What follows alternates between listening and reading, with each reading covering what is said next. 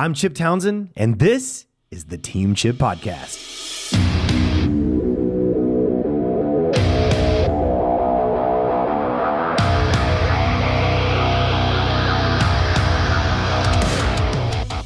Hey guys, welcome back to the Team Chip Podcast. I'm super excited to be here with you today. All right, so who's the most important person in the world to a mature adult? Or one of, maybe not the, but one of the most important people to a mature adult? Their children, right? Their kids. And man, today, I feel like more than ever, Hanshi Dave Kovar and I've talked about this, he says more than ever, we have doctors in our school, but more than ever, you're talking to a doctor or a pediatrician, whatever, and they're like, man, we're seeing more and more strange injuries from kids, stuff like that, man. And so less and less kids, I feel like, are out there being active. And interesting, lately in my neighborhood around my house, I feel like I'm seeing more and more kids actually back out on their bicycles and playing in the yards, which is great. But forever, it seems like you just don't see kids out doing stuff outside, getting that kind of rough and tumble play. So back to what I was saying about Hanshi, more and more kids are being seen by doctors for just like strange small injuries, wrist problems, ankle problems, And I just feel like they're not getting that rough and tumble play. Well, there's another piece to this. Kids are quitting things left and right? So how do we, as martial arts school owners and operators, help kids to work their way through frustration, which leads to quitting, right? So what is it that we can do, or what are some things we can look out for to help kids be better at not quitting? And so, it just seems like, more than ever, always it's been true that kids, things get hard and they want to push back or they want to give up. But it seems like more than ever, it's just like it's easier than ever for someone to quit. And, when things get hard, when things get a little uncomfortable, and, as well as I do as a martial artist, when you're teaching martial arts, it's going to get hard. It's definitely going to get uncomfortable. There are going to be moments when you're in the class and you fall down and maybe it's a little embarrassing, right?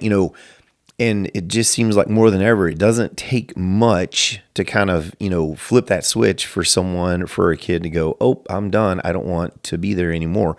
I recently had a situation with a little guy that I held him to his level in class, one of the higher little belts in the class. And, respectfully, didn't, shame him publicly, anything like that. And the mom caught me a couple of days later and was like, yeah, the whole way home, he just was like, I want to quit. It's too hard or whatever. And I was like, holy cow, that was absolutely, this just happened within the last few weeks. It's like, that is absolutely the opposite of what my thought process was and what I wanted, for sure. The mom, luckily in this situation, was like, I got it. I understood, but boy, it really, hit him wrong. And so I had to go back and have a little chat with him and kind of explain to him, like, I was trying to hold you too. You were dilly-dallying a little in class. You weren't trying hard. The instructors and assistants were having to really push you to get out of you what you should have been giving already, because in that particular cohort of students, you were like the second highest rank in the room. You should have been kind of blazing a trail. You knew your stuff. You just weren't working hard. And so when I tried to hold you to that standard, for him, he just wanted to say, I'm done. It's hard. I don't like it anymore. And so it just seems like it's easier than ever for kids to want to quit.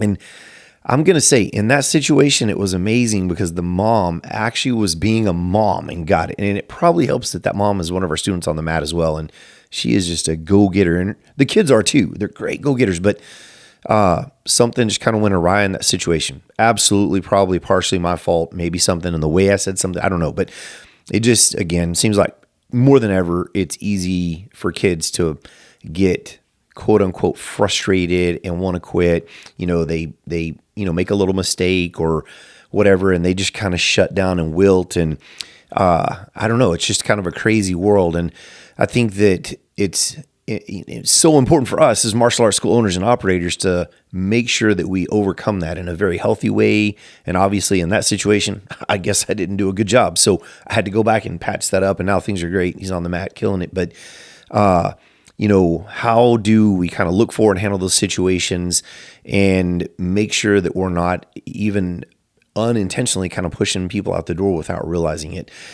So let's think about why are kids so frustrated or easily frustrated, and why does that hit them so hard? Well, in today's world, we beat this all the time, but we live in this microwave society where we want everything now, we want it quick, we want it easy, we want bang, bang, bang. And the world of convenience, we've lost our grit.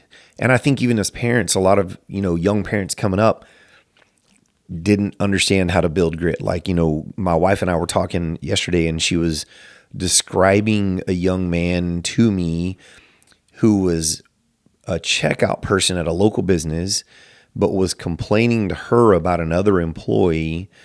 And he was complaining that the other employee didn't enjoy her job because it was all on the computer. She wanted to be hands-on, actually dealing with people and actually working. And he didn't get it. And he was like just moaning about it to my wife as she's just a customer checking out.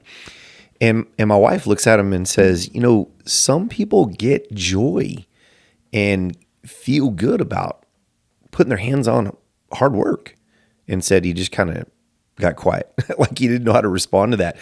And so anyway, we live in this world where everything's instant gratification, fast, give it to me now.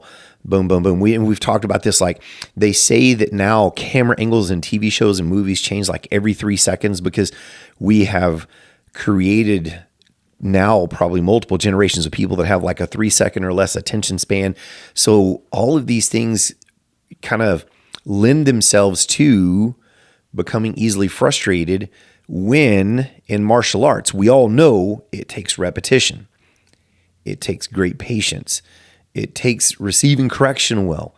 And to grow, it takes pain and failure sometimes. Like, boom, I get popped in the nose and realize, oh, my instructor's right. I'm not keeping my hands up. Do I get frustrated in that moment and just walk away from it? Or do I stick with it? So anyway, I just think it's easier than ever for kids to get, again, quote unquote, I say frustrated. I don't really know what other word to put on it, and just quit on you.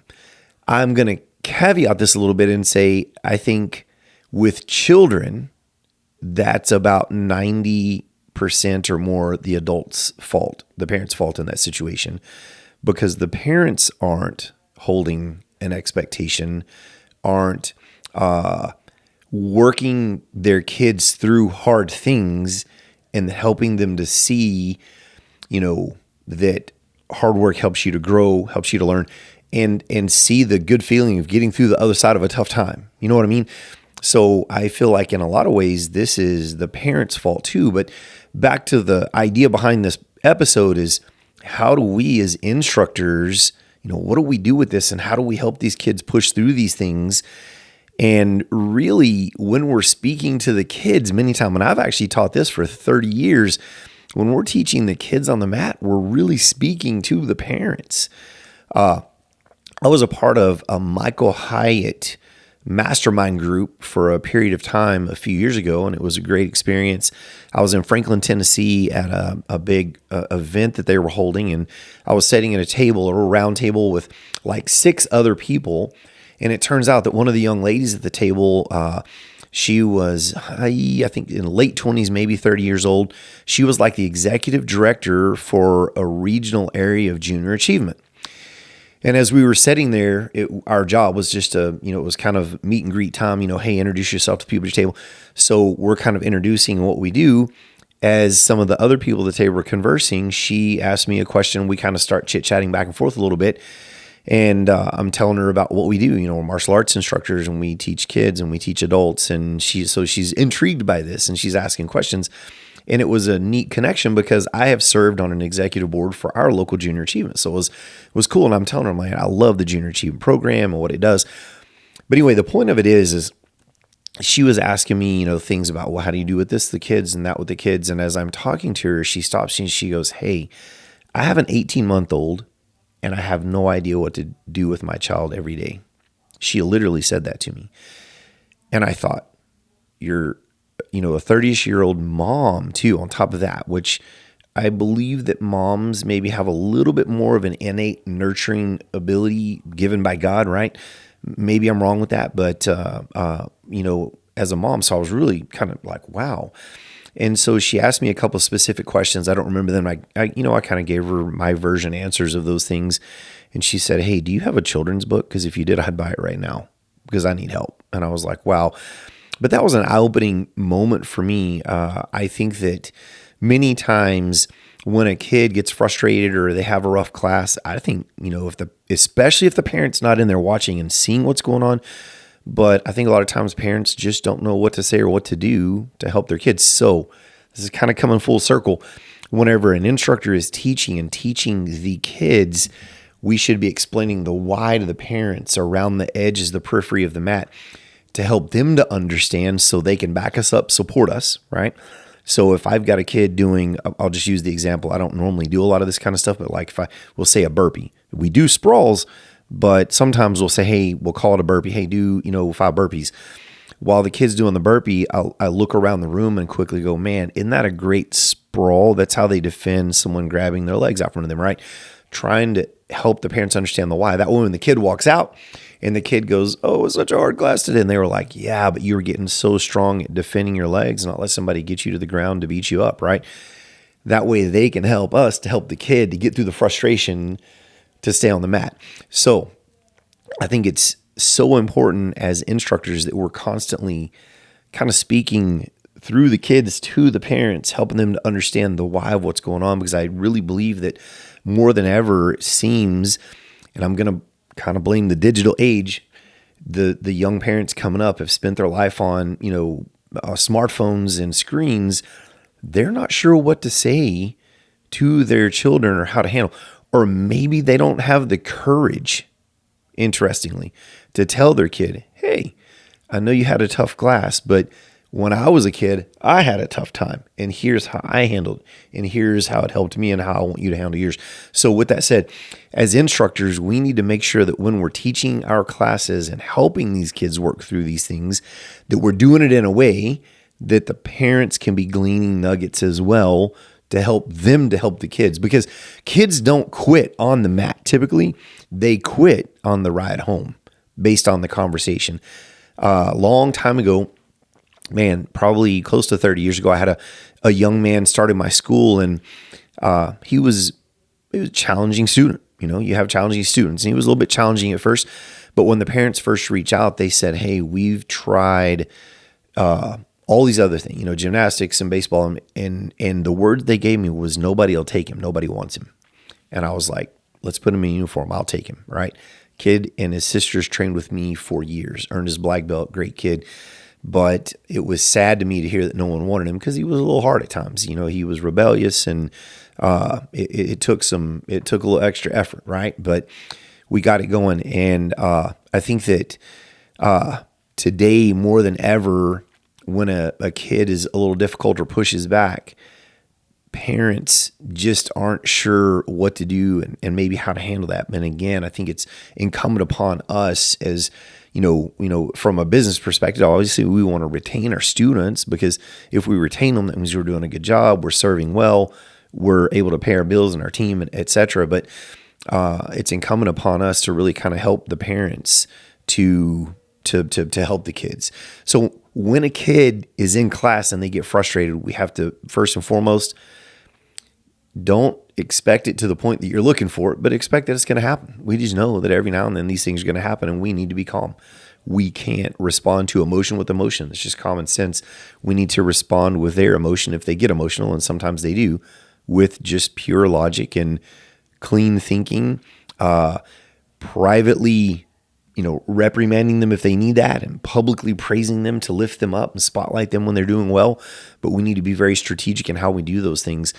And, things that we can do to help them is to have a great set of teaching tactics in place, praise, correct praise, and demonstrate detailed drill, and smiling, sweating, and learning, and have all of these things in place so that it's harder for them to get frustrated, because we're doing a good job with our consistency in how we deliver, consistency in our expectations, so that it's a little harder for them to get frustrated, but it's still going to happen at times. But you do not want to get frustrated with them. you have to be the mature adult and the mature person in that and work them through that. And at the same time, be helping the parents to understand how they can work that out too. As instructors, I think we need to find ways, and it's going to sound weird, to normalize struggle. We say all the time, help them to be uncomfortable being uncomfortable. And man, that's challenging. In jiu-jitsu, it's, I think, maybe a little bit easier in that to understand that, because when you're under somebody getting mashed, it's just uncomfortable. And we need to help people to understand that if the pain is not to the point that it's totally shutting you down, which it shouldn't be, and you can still breathe, then you can still fight. And you need to learn to get comfortable in that pain. And normalizing struggle, what does that mean? Like, being honest with our students whenever you see one of them struggle, and I think this is so powerful, is looking at them and saying, hey, when I was at this level, I struggled with the same thing. Or maybe your struggle was different. Share your struggle with them a little bit. Let them know you're human. Let them know you had a hard time as well. And normalize struggle and let them know, like, I am so proud I came out of the other side of that struggle, because here's how it improved me. I was more gritty. My technique got better on this particular, technique, and let them know how it helped, and, encourage them through that. Helping normalize the struggle, which is something I think we need so much, because our society has gotten so floppy soft, right? Builds the grit muscle and not the quit muscle. We want to help them build grit. I was just sharing with a group of ladies at a self-defense clinic last night. It just rolled across my feed. I was sharing with them, like, we as a society we're so blessed by technology. I mean, God has been so good to us. But it also is a little bit of a double-edged sword, because we've gotten soft in the process. We're not out digging fence posts and stretching barbed wire and keeping our cows in anymore. We're sitting behind a desk tapping on the keys, and we've gotten a bit soft, right? And so I was telling these ladies last night, a video, I don't get on social media a lot, just popped up, and it was little kids in another country. It was pretty obvious it was a third world country, and they were doing judo, in a field, like literally in the dirt, tons of people packed around watching them. I'm assuming maybe it was some kind of little competition or tournament. I'm not sure. And they were killing it. I mean, technical, killing the throws. Judo, if you understand that. Judo is supposed to be gentle. The truth of it is judo is violent and very harsh as well. These kids were hitting the ground, popping up with a big smile on their face. There was no, oh, mommy, that hurt. Oh, poor pitiful me. Oh, I lost my match. I didn't see a bit of that. Everybody was happy. And my point in that is we have so much stuff around us to make our life better. 2-inch mats to fall on, air conditioning, cold water at a whim, just so much stuff. And these kids were out in the sun, in the dirt, killing it. And they were all smiling ear to ear. And I guarantee they're building grit, not quit, right? And so anyway, we need to normalize, I know that sounds strange, struggle, but we have to do it in a way that it feels fun, if that makes sense. How do you do that? Well, you make things lightly competitive. Like, who's going to get ahead? Who's going to throw that kick a little faster? Who's going to get that bag a little harder? But there's not a big celebration about who won. It's just that nudging along. Sometimes in classes when you have two groups and I'm instructing a group and I have another instructor instructing a group, I'll look over and go, hey, I think my guys are yelling a little louder than your guys. And all of a sudden they're through the roof, right? Or, hey, I think my guys got through their line a little faster and they were smacking the bags. How about your guys? And all of a sudden those guys start smoking my guys. And it's just a little healthy, but there's not like a point to it. Somebody has to win or lose, right? It's just nudging them along to work harder at all times and helping them to have fun to do it. Something else that's kind of heavy on my mind is, I don't want to date, our podcast episodes, but we're in summertime right now. And, one of my mentors recently said, we have to make our martial arts more fun than a swimming pool. I was like, what does that mean? Like, well, I knew right away, but I've said that to some of my team, and they're like, what do you mean? Like, Well, right now, kids are out of school. So what are they doing? Lots of them are going and spending the day at the pool. And when mom says, hey, it's time to go to class, we're the place where they come and have to have patience, struggle. Sometimes they lose and fall, things like that. And they'd rather stay in the pool.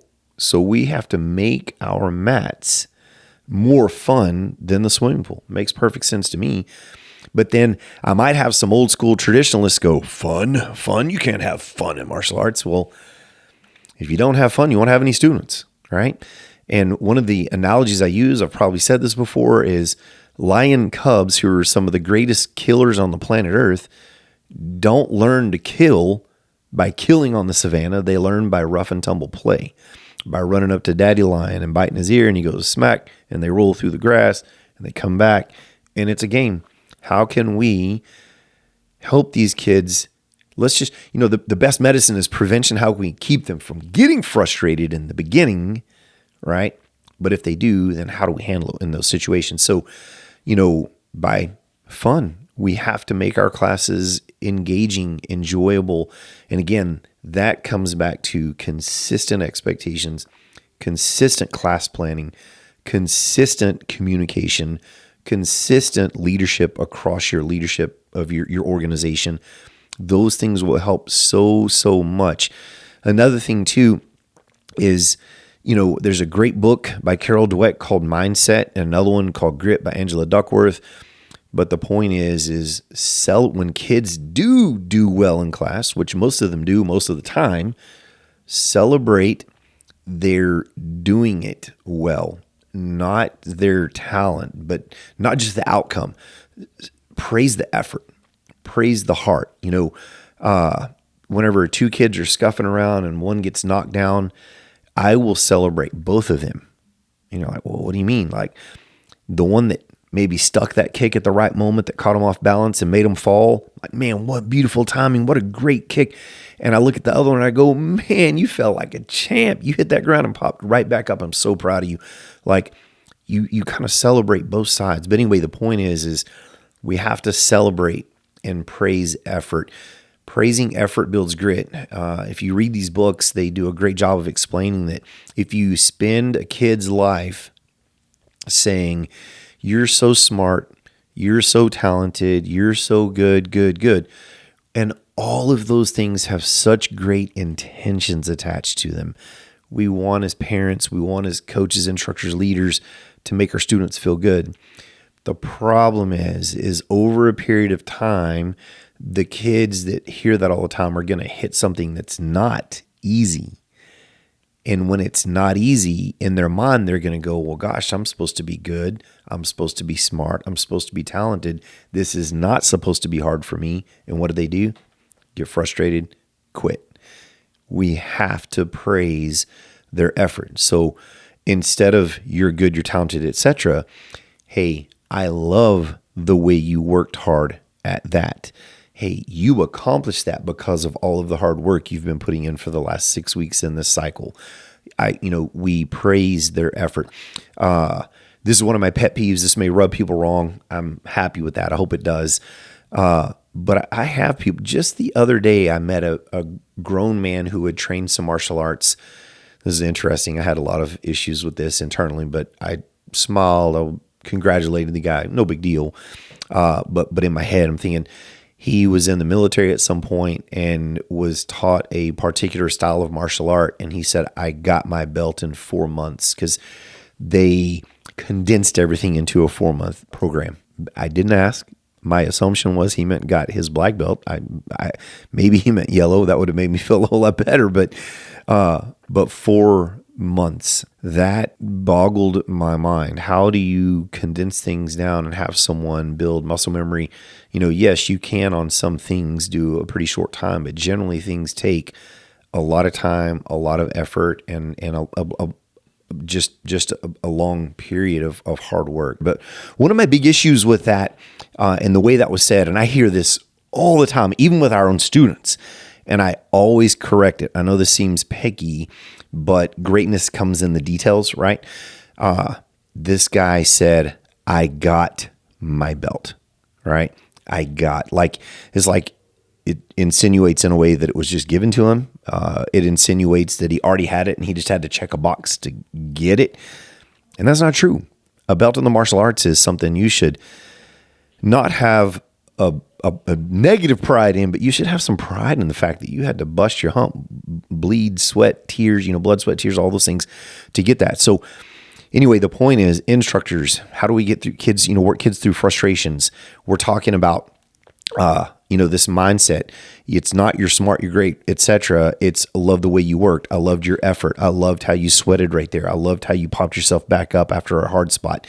It's that is so important. But language in your school, quit saying, you're going to get your belt, or you're going to, we're going to give you a belt. We're not going to give you anything. We need to have a culture of making difficult normal, normalizing struggle. We talked about that a little bit. So, you have the potential to earn your belt. If you do these things, you will earn your belt. When little guys come up to me and they're so excited too, and I love it. They're like, Master Chip, I got my stripe today. And I go, oh, that's a beautiful stripe. You worked so hard. Now, did you get that stripe or did you earn it? I'll ask them. And with a big smile, they'll go, I earned it. And I go, that's right, buddy. You earned that stripe because you put in work.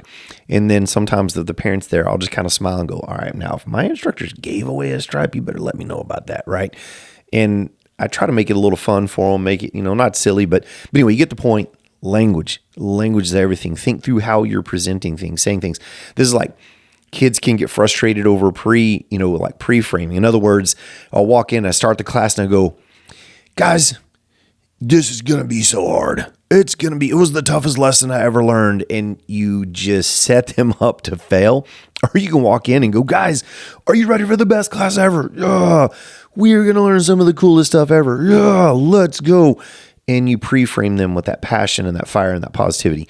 These things help to prevent frustration, hopefully, but inevitably there's going to be sometimes. And when we do these things well, guys, parents are watching, parents are noticing. I've already talked about, I feel like a lot of times we're kind of coaching the parents through the kids. We teach the classes, but parents notice, how instructors respond to their struggling kid. We all love it as parents whenever someone loves on our kid, for lack of better words, and treats them well when they're in a tough spot, right? Parents notice when they're, they feel that their kids are supported, like when they feel that they're encouraged and supported.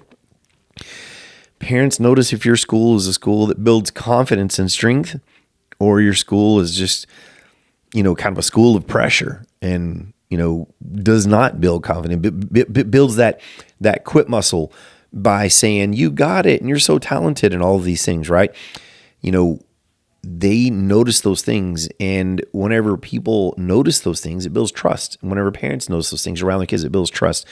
And we are responsible for that trust. We are responsible to make sure we're doing that well and treating it well. We need to build a culture that does not, a culture. And when I use the word culture, I use that a lot.